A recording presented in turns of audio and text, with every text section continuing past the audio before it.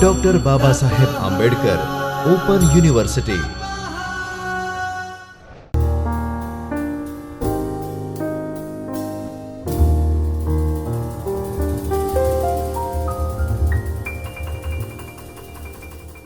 Namaskar friends, I am Dr. Kishan Joshi and I welcome you all for this today's grammar session.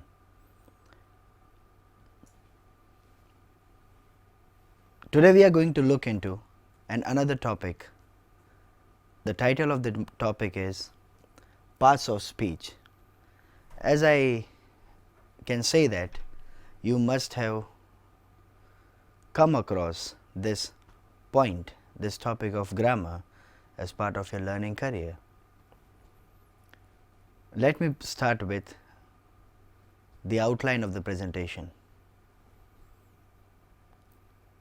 As part of this presentation, we are going to deal with these many points: introduction about the point, parts of speech, wherein we are going to discuss total 8 parts of speech: noun, pronoun, adjective, verb, adverb, preposition, conjunction, and the last, interjection. Questions for discussion and further references.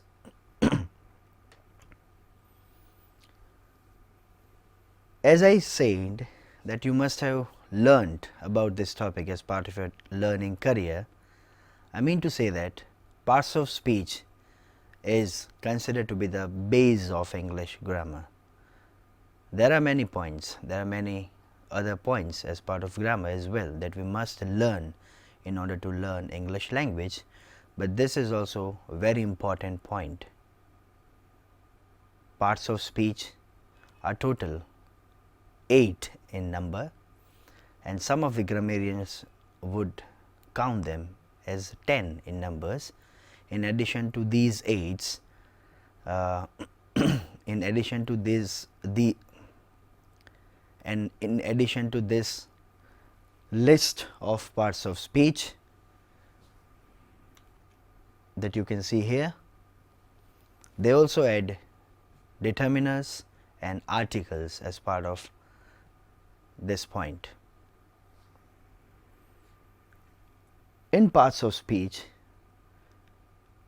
basically they are divided into 2 different categories: open class item and closed class item. When I say open class item, it covers total 4 parts of speech wherein there are always chances for innovations and changes. So, these 4 open class items as part of parts of speech are noun, pronoun, adjective, adverb, preposition, conjunction and interjection, wherein we are going to place 4 in open class item, and they are noun, adjective, verb and adverb. These 4 can be considered as part of open class item. And when I say closed class item, the closed class item list is pronoun, preposition, conjunction and interjection. So, these 4 are closed class items because there is almost no chance for having any innovations. They are the same since the inception of English grammar, whereas in open class item we can have n number of things entering and exiting. So, here is the first parts of speech that we are going to look into, that is noun. I know friends that you know what nouns are. Nouns are nothing but they are name of person, place and a thing. That is how it is defined. Now, when I say parts of as part of parts of speech, noun is one of the prominent parts of speech. It is also defined. It can also cover. It can also be referred to some of the other things like quality, material, feeling, collection, state, etc. These all names of all the things coming into these many categories become part of noun. Now, noun has many parts within, wherein the first noun can be called proper noun. Proper noun is nothing but a particular name of a person, place and thing. Like Nagpur is a good city to village. Nupur is a good dancer. When I say Nagpur is a name of a particular place. When I say Nupur is a name of a particular girl. Proper noun is a particular noun about a person, place or a thing. It is a name of person, place and thing. When I say common noun, it is a common name that is given to a particular person, place or thing. Once again, when I say Nupur is a good dancer, there can be many dancers. All the people who are good at dancing, they are dancers. So, dancer here becomes italicized word. You can see here it becomes common noun, common for all the dancers. But when it comes to proper, here Nupur is a good dancer, Nupur is a good dancer. So, here dancer becomes common noun. Nagpur is a good city, Nagpur is a beautiful city. When I say city, city is a very general kind of a word. The third category of noun is collective noun. It is a name used to talk about a bunch of a collection of the same thing. When I say bunch of collection means the word family here becomes collective noun. Collective noun is a bunch of something. Family comprises number of members. When I say family, it becomes collective noun. Abstract noun is a name of quality, action or state, etc. For example, happiness, anger, frustration, love, despair, these all are the things which are abstract in their quality, something that we cannot see, something we cannot touch, something that we can only feel. Things which are not tangible all come under abstract noun. And the last, material noun, it is a name of an object, thing, etc. that can be used to make something else. For example, gold for ornament. Now, gold is a material that can be used to make something else. For example, ornaments. We make ornaments out of gold. So, gold here is a material. Oil for cooking food, here oil is a material. Rice for cooking biryani, for example, here rice is a material noun. So, these are the different categories of nouns. If we move ahead, there are certain noun genders, numbers as noun and case, noun cases.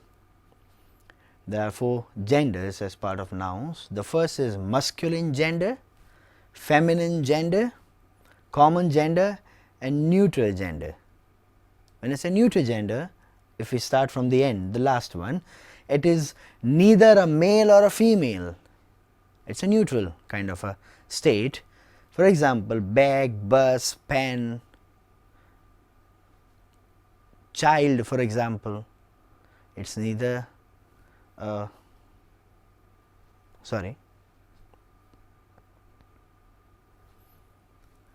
If we start with the last one, neutral gender, it is neither a male or a female. It is something else. For example, bag, bus, pen, computer, anything. If we move ahead to the third point, common gender is either a male or a female. Common gender can be a male or a female. For example, child, teacher, parent, can be mother or father, any of both. Feminine gender denotes a female. Feminine is particularly a term that is used for females, washerwoman, aunt. But when I say chairperson, it becomes common gender. Chairperson, not chairman or chairwoman. Common gender, if I want to say, it becomes chairperson. Speaker, for example, becomes a common gender. But when I say feminine gender, it has to be female. Masculine gender denotes a male, very opposite to the previous one, feminine gender. Here, all the names under masculine gender are of males. Milkman, uncle, and the list can go on and on. Now again, if we talk about nouns as numbers, or numbers as nouns, there can be two different types of nouns, countable and uncountable. Now if I want to ask what is countable, I need to ask a question, how many? If I can get the answer, the word is countable noun. But if I don't get exact count that I am asking with the help of the question how many, then I need to ask another question, how much? And when I get the answer of the question how much, it becomes the part of uncountable nouns. So something that we can count, countable, something cannot be counted, something we cannot count is uncountable nouns. Examples are here: book, box, something that we can count; milk, water, ink, something that we cannot count. Now you can understand what is countable and uncountable. Now at the end, if we talk about cases, then we can have total number of cases here, 4. The first one is nominative case. The noun works here as the subject of a verb, that becomes a nominative case. Case is nothing but a place where nouns are placed. They appear in a sentence. It is a position of noun. So here the noun works as subject to a verb. For example, the teacher is a subject that you all have here the teacher is a subject. It is at the subject case, and as you have already studied about this, the teacher becomes subject of a verb punished, and here the noun is at nominative case. The very next point, the very next case is objective case, where noun is the subject of a verb. For example, the teacher punished the student. Now here the student as a noun is objective case noun, because it is at the position of object. The further point, the further case, possessive case. This case denotes possession or authorship or ownership of something. For example, Munir's book. Now here Munir's apostrophe S is showing possession. The book is of Munir. Amish bike. Now if we once again look at the definition, the case denotes possession or authorship. So whose book it is? It is Mihir's book. Whose bike is it? It is Amish bike.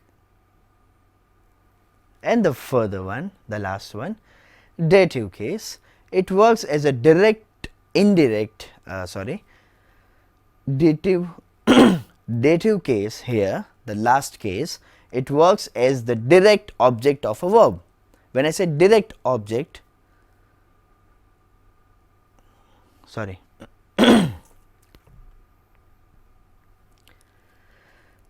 the fourth one, dative case, it works as the indirect object of a verb. When I say indirect object, we have learnt about two different types of objects, direct object and indirect object. If it is alone, it is direct object. If there are two objects in a sentence, the first becomes indirect, the second becomes a direct object. So, here we have two objects.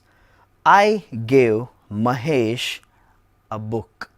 Now, Mahesh here is an object, a book here is an object, but a book becomes a direct object and Mahesh here is an indirect object. So, this case where Mahesh is placed becomes a dative case.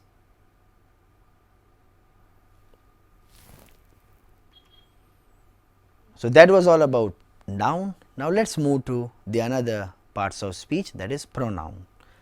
Pronouns are very important and very interesting to know and very easy even.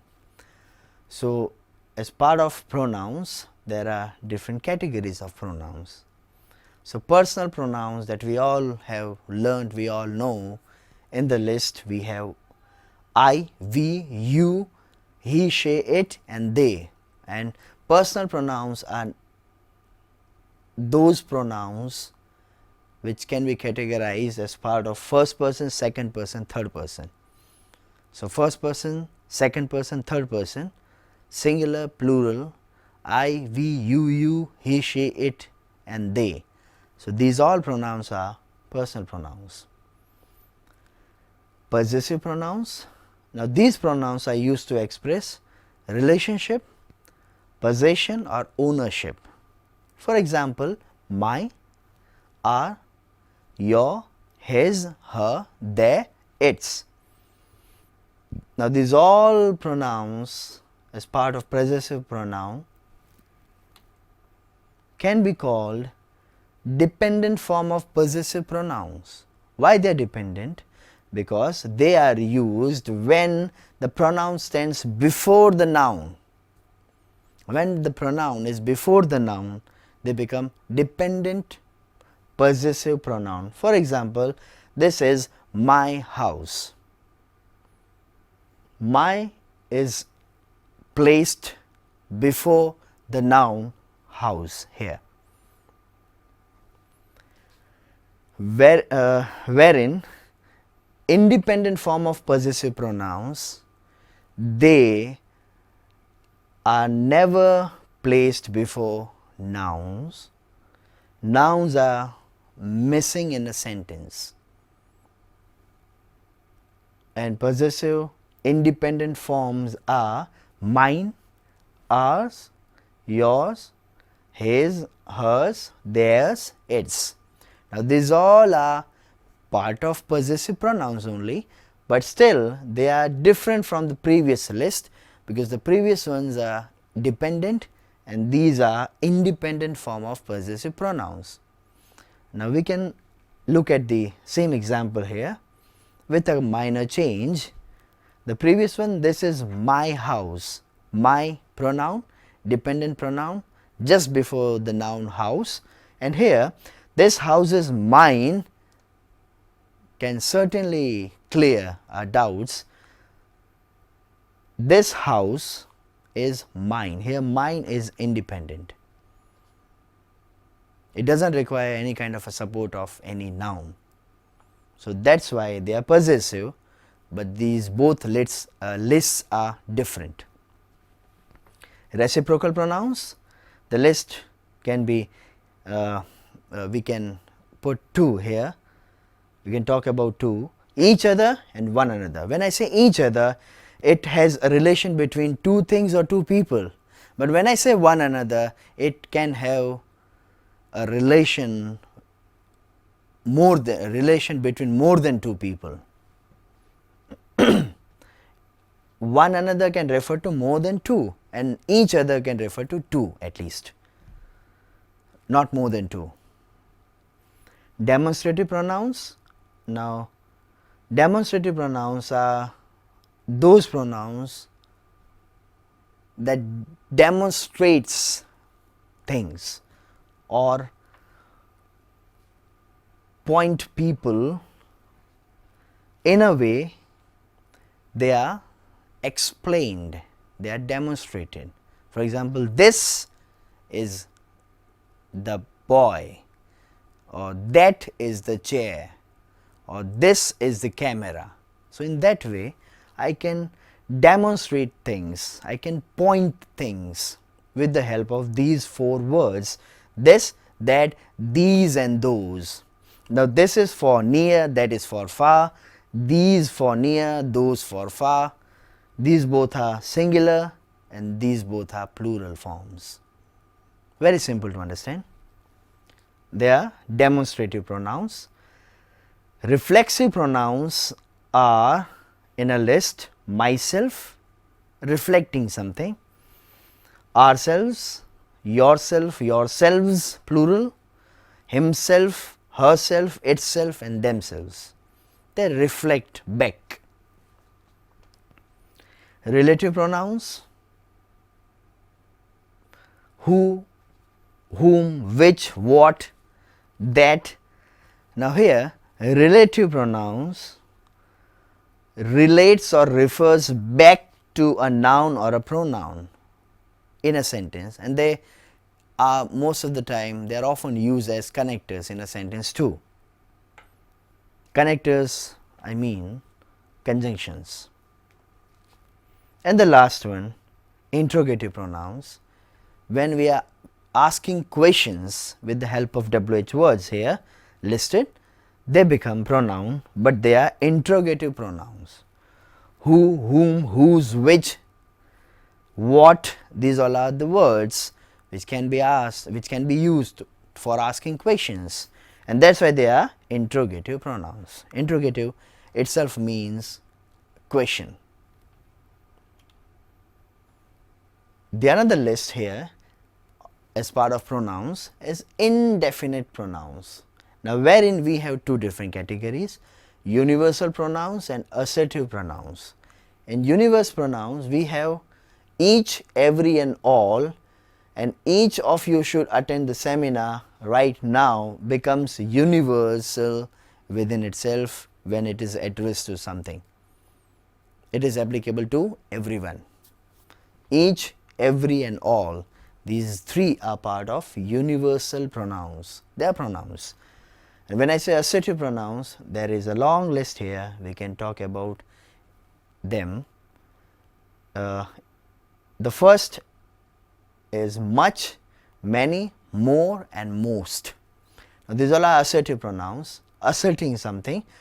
Do you want milk is a question, but the assertion will be no, I have much, I have enough.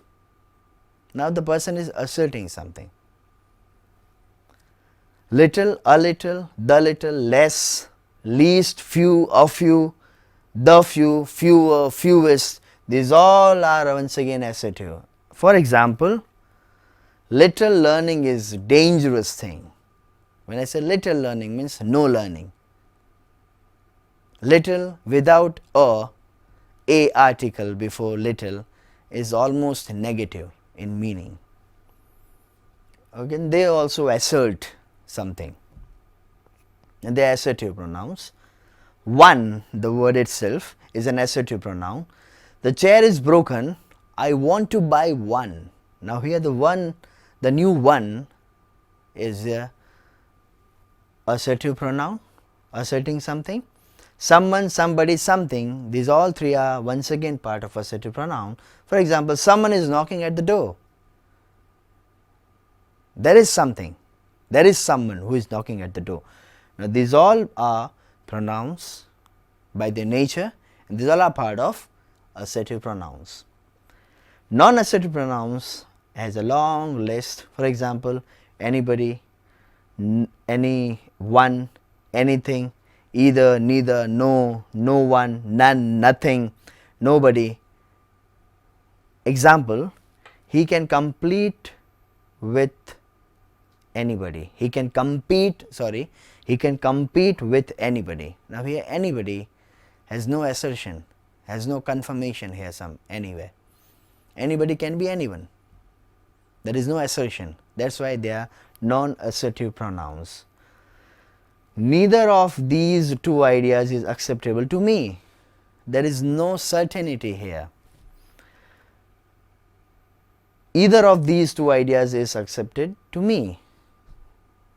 Once again, there is less amount of certainty, either, uncertainty. If I use neither, once again the case will be the same. Neither Sweta nor Revta will visit the museum tomorrow. So no assertion. The last one, Karishma showed no interest in the new film. No assertion. Now without assertion becomes non-assertive pronouns, and assertion becomes assertive pronouns. They are very simple in a way. Now if we move to the third parts of speech, adjective, they are of different types. Adjectives of quality, quantity, number. When I say quality, it is descriptive in nature. It shows the kind of quality of what type of kind, what type of or kind gives the adjective of quality.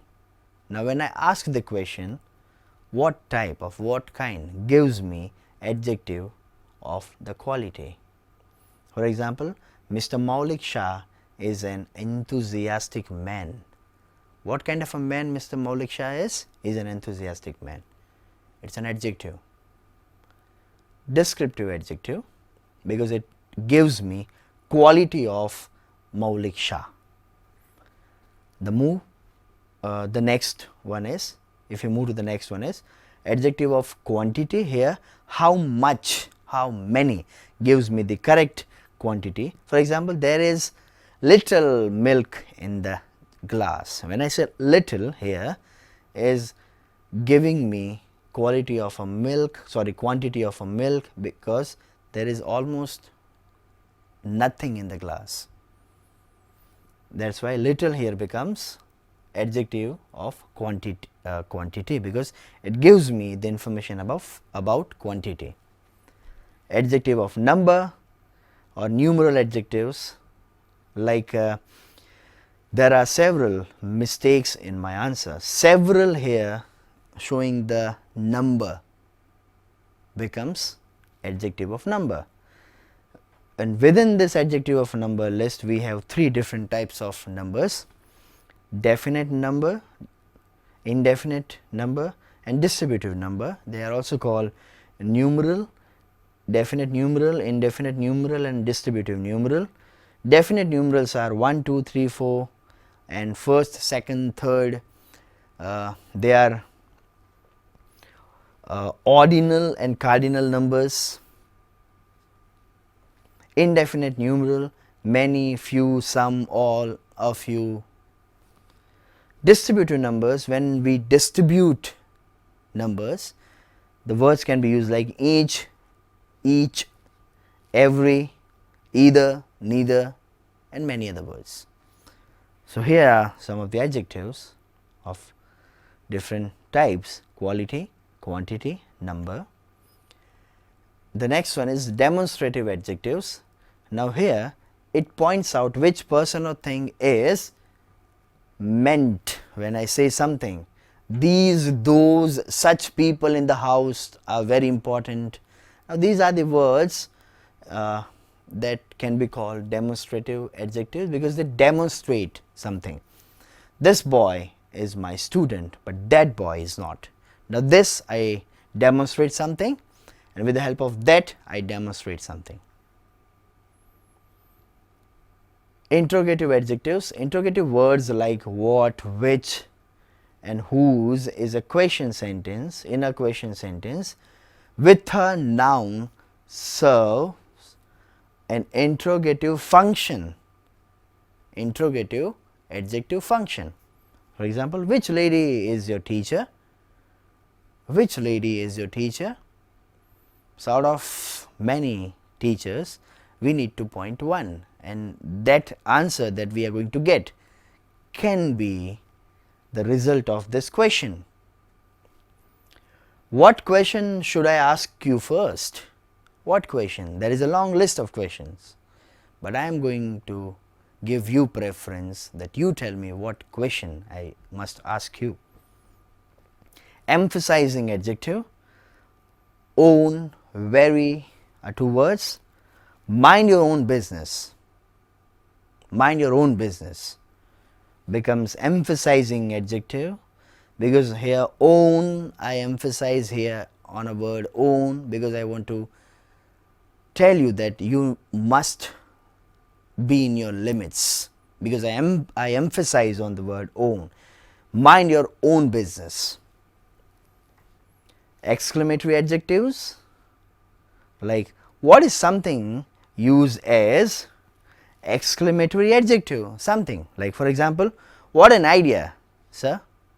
Now when I say what an idea, now here the word what here becomes exclamatory adjective, because within a sentence I am using what for an exclamation to make the sentence exclamatory. Verbs, very important. A verb says something about a person or a thing. The verb, the term itself has derived from, has come from the Latin word verbum, which is also called the most important part of a sentence. Now, we all have learned that without a verb we cannot make a single sentence. Verbs are must in a sentence, and to have a sentence it is always required to have a subject and a verb. Now, verbs here can tell us many things. The first thing is, the verb often consists of more than two words, more than one words, two words. For example, I have been playing, have been playing, these all are the list of verbs, and more than one or even two sometimes. A verb tells us what a person or things do. Hath runs, hath runs, runs is a verb showing what hath is doing. The earth moves, moves here is a verb because it shows what earth does. What is done to a person or thing? Hath is beaten. Now, what is done to Hath? He is beaten. So, beaten here is also a verb, beaten is also a verb, but here when I say what had happened to Hath, he was beaten. The stick was broken. When I say was broken, both are verbs, but what had happened to stick? It was broken. So, it also tells us something about what had happened to certain person or certain thing. What a person thing is can also be expressed with the help of verbs. For example, the dog is hungry. The dog is hungry. Now, here I can show the present condition of a dog with the help of the verb is. I feel sad. Now, sadness is something that can be felt. Now, here feel is a verb that helps me to understand the present state of a person. Types of verbs are listed here. Transitive verbs and intransitive verbs, very important to know. When an object is needed to understand the meaning of a verb, it's a transitive verb. For example, Ashish eats apples. Ashish eats apples. Vivek was teaching English. When I say transitive, a verb must follow by object. And when I say intransitive verbs, there is no requirement of verbs, there is no requirement of object after verb. For example, he swam a long distance. Now, there is no object in this sentence, though it shows action. The child cries. There is a book on the table. Now, in all three sentences, there is no object anywhere, and that is why the verb becomes intransitive. So, intransitive verbs are never, they do not take object after them, and transitive verbs are those verbs who always take objects after them. finite verb, non-finite verb. Verbs which have past or present form are called finite verbs. They are directly connected with tenses. For example, Amrita plays the piano. Ketan's sister gave her speech. Here gave and plays both are directly connected with tenses. But when I say infinite verbs, they do not have any direct or indirect connections with tenses. Speaking English is unadvisable for interviews. Speaking here is a verb, but it is non-finite verb. Use here as a gerund. Speak English when required is also non-finite verb. Infinitives, when I say they are infinitives is a bare form of verb without to. Let him see. Now there is see is a bare form, root form, and even there is no use of to with the help of see. So it becomes infinitives. Open the door now. For example, open the door now. Open here is a infinitive. Participles are of different types. Past participles, wherein if it is ed form of a verb, where if the verb ends with ed suffix, it becomes regular verb, and if there is no ed, and though we can make the verb part of a past form and past participle, then it becomes irregular verb. For example, have you finished your work? Finish, finished, finished. Ed, ed, past, past participle. They are regular verb. I announced my lost wallet. I announced my lost wallet. Here lost is a verb, but here lost is also working as an adjective because it adds something to the wallet, to the condition of wallet. Mangoes are grown in Gujarat. Here grown in Gujarat is a passive. Grew, grow, grown. Grew sorry, grow, grew and grown. Mangoes are grown in Gujarat. So grown is a past participle form, and as it is past passive voice, it must have past participle form. Present participles are ing verbs, verbs with ing suffixes. The boys are sitting. I always appreciate good thinking. He tried to swim in running water. Thinking is a noun, running is an adjective, but they are form of present participles. He tried to swim in a running water. And the last one, sitting here, I haven't a care in the world. So non-finite verb, sitting here, but though as they are taking ing suffix, they are present participle.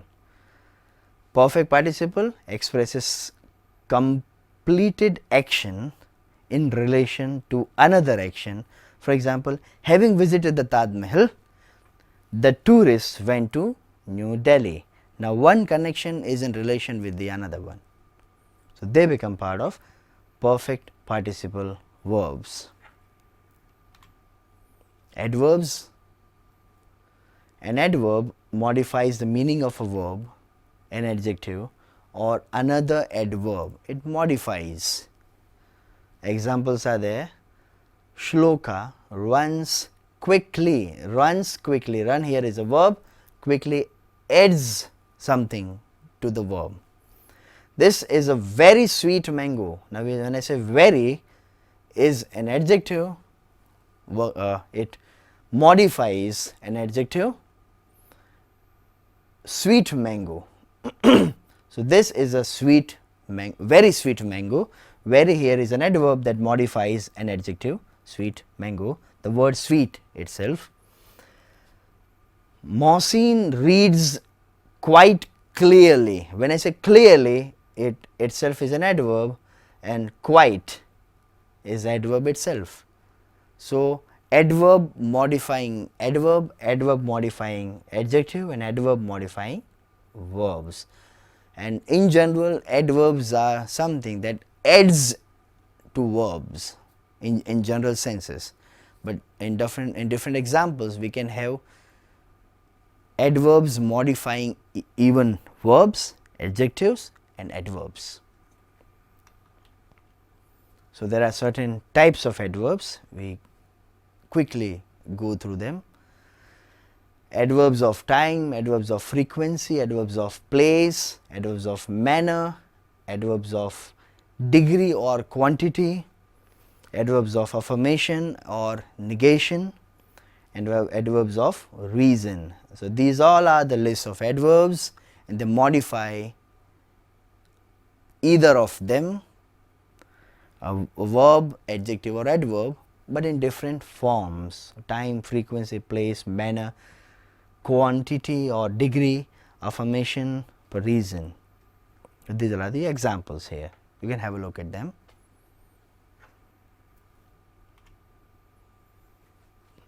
Prepositions.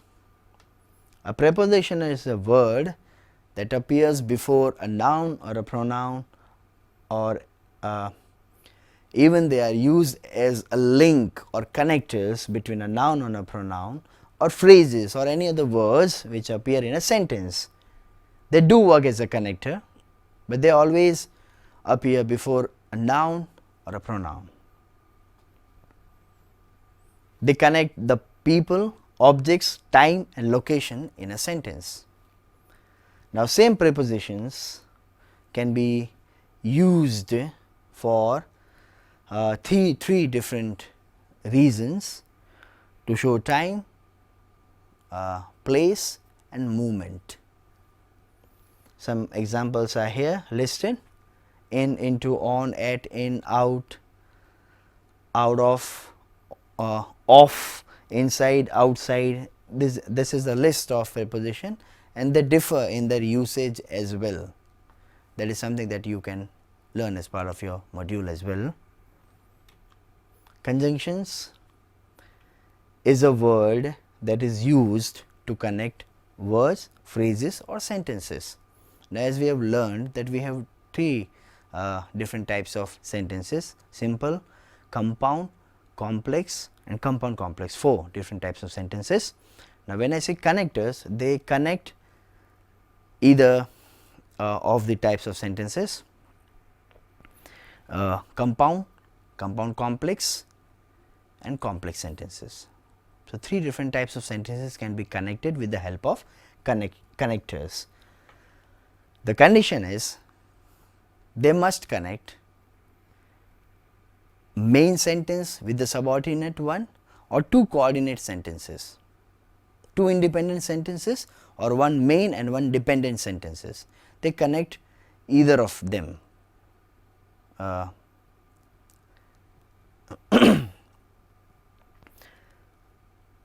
This is a list of coordinating conjunctions connecting main with the dependent one, and here the subordinate conjunctions are here listed.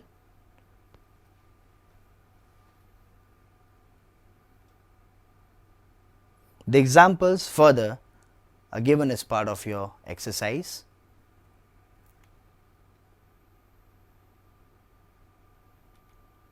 And the last parts of speech is interjection. Interjection is nothing but a word,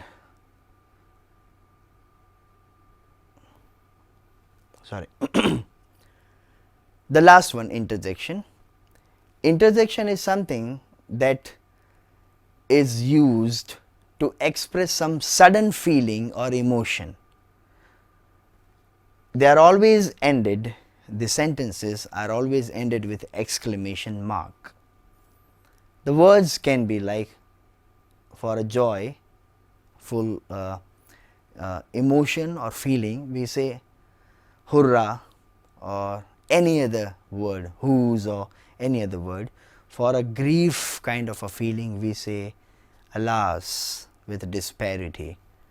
For surprise, we may use words like ha, what? Now these all are the words which are used to express our emotions, but we need to take care our tone of saying those words as well. They must be appropriate. And approval, to give approval, I can exclaim with the word bravo. Examples are, what a nice work you have done. What a nice work you have done. Wow, we won the match. Interjections, we can have addition to the list, and they also depend on the kind of exposures that we have got as part of our learning span. So basically interjections are to express our feelings and emotions. So that was all about parts of speech. Now as part of questions for discussion, for your further learnings, you can have a look at the exercise, self-study exercises which are placed as part of your module, learning module. And here are the references which have been very helpful for the preparation of module as well as preparation of this video lecture. So thank you for now, and see you next time with another topic. स्वाध्यायः परमः